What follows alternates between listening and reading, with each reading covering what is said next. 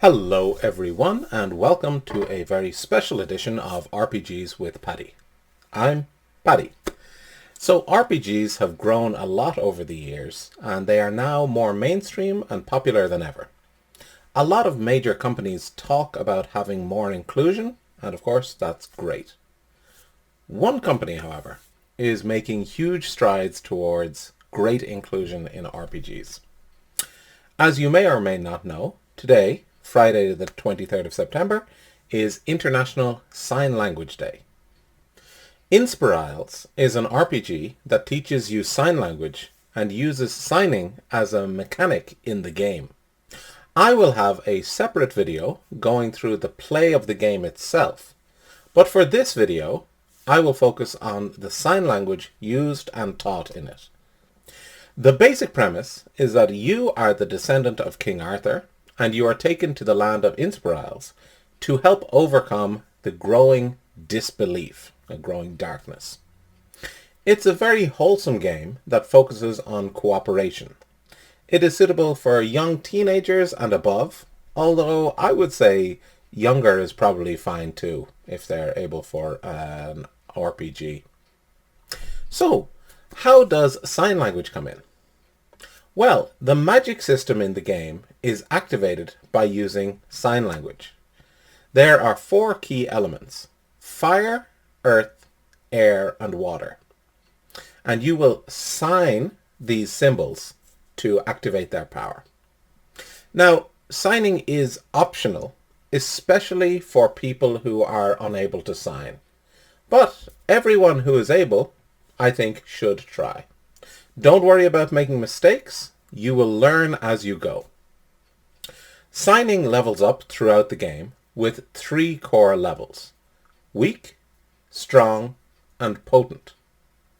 We learn the basics and use them throughout the game, and when we get used to that, when we have enough experience, we go up to the next level. We learn more about signing. Mechanically, when we are in the different levels, we get different bonuses. When we are in the weak level, we get a +1 modifier to our dice rolls. And we can re-roll up to 1 die. Of course, you don't have to. When we are at the strong level, we get a +2 modifier, and we can re-roll up to 2 dice. And finally, at the potent level, the highest level, we get a +3 modifier, and we can re-roll up to 3 dice. So for learning sign language, we get beautifully illustrated images to explain letters, words, and phrases to us, using a diverse cast of characters. But they also have an excellent website with videos to instruct us how to sign. All instructions are given in both American Sign Language, ASL, and British Sign Language, BSL. But if you have the resources, there is no reason why you could not use any other sign language. So, what sign language do we learn at each level? Let's start with weak. First, at the weak level, we learn about our signing space. So there is a space within which we should do our signing. It spans from just above your head, just below your waist, and out to about our elbows. So this is our general signing space. We get an introduction to deaf culture and deaf-blind people who have letters and words signed out on their palms. We also learn that some non-deaf people use sign language when they have difficulty communicating verbally. Also, we are reminded that many deaf people don't want to be cured of their deafness. They see deafness as part of their culture. So it's important to be aware of that as an identity for many in the deaf community. So after that introduction, which I think is great, we start learning the basics.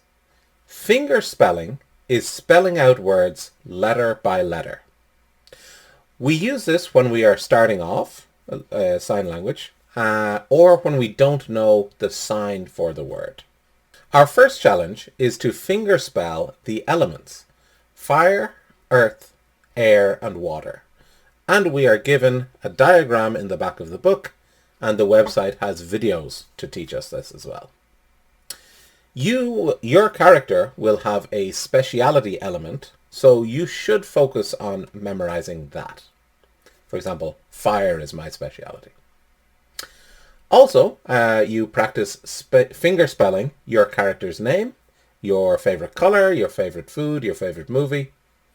And for role-playing purposes, you should also learn your fellow players' characters' names and learn greeting signs which are available in the book.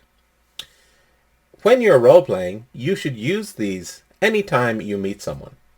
You don't have to, but it will be fun and you will start to internalize the signs. Don't worry about making mistakes. Just like learning any language, we learn through making mistakes. Okay, so that is the basic level. So basically the alphabet and some introductory greetings. After a while of using those, once we have gained enough experience in the game, we will move up to the strong level. In the strong level, your guide tells you that you've been out exploring and signing for a while, but it's time to level up by adding flair to your signing by using facial expressions and gestures. So facial expressions and gestures add clarity, depth, further meaning to our signs. And they also give a tone to our signing to avoid being the equivalent of monotonous. For example, when we speak, we don't just speak in the same flat, monotonous voice all the time. Similarly, with signing, it's not just a matter of mechanically doing the gestures. So this is where we learn how to make it more natural. When you are signing, you often mouth the word too. And when you are signing a word by spelling it out, don't say the letters, say the word, or at least mouth the word. When you are speaking to a deaf person, the book also advises us, don't fall into the trap of just speaking louder or exaggerating your movements in order to be easily understood. People who can read lips know how to read lips when people speak normally. So by exaggerating your mouth, you're becoming more difficult to understand. The rules are just avoid covering your mouth, talking while eating, or mumbling. So nice, normal, clear voice. So important parts here, and they associate this with grammar. But we usually lower or furrow our eyebrows when asking a question in signing, particularly the WH questions: who, what, where, when, how, why. If it's a simple yes or no question, do you like pizza? We usually raise our eyebrows. And we also learn some new signs at this level. So we've learned some new signs, but basically we're leveling up how we use the information we already know. And finally, we can get up to the potent level. So this is the highest level of signing in the game. We learn that pointing, while often considered rude in speaking cultures, is very important to provide clarity. And they give a great example. If you want to say, the car is parked by the tree, first sign tree, then point to a space in front of you. Then sign car and point to a space next to where the tree was. In sign language, we don't use articles, for example, the or a. Sign language also has a different word order from English. It should typically be time, topic, comment. If one of the elements is missing, still just follow the same order. So let's look at another example. if you wanted to say, I need to go to the store today, the time is today. The topic is store. And the comment is, I need to go. So you would sign, today, store, I need go.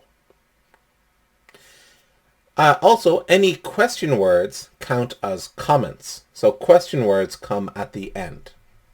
Another example, you want to say, where shall we get food tomorrow? The time is tomorrow. The topic is eating. And the comment is where.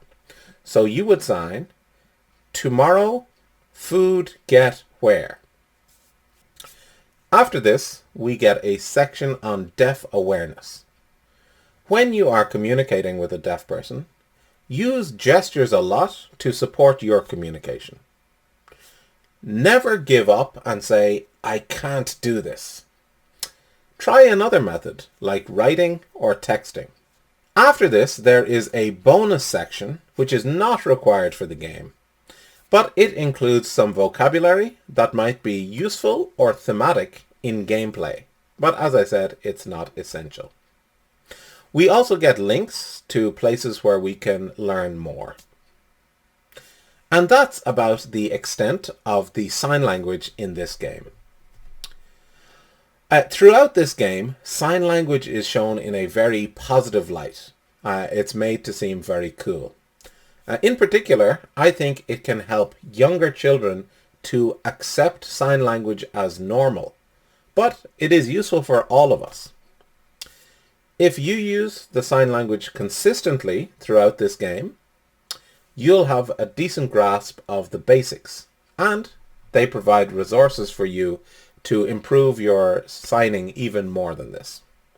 The team at Hatchlings Games had a very successful Kickstarter to launch the sequel to this game called Overisles. This is a campaign setting for Inspirisles. It has not been released yet, but it promises to build upon the sign language already established in Inspirisles, so you can become an even better signer.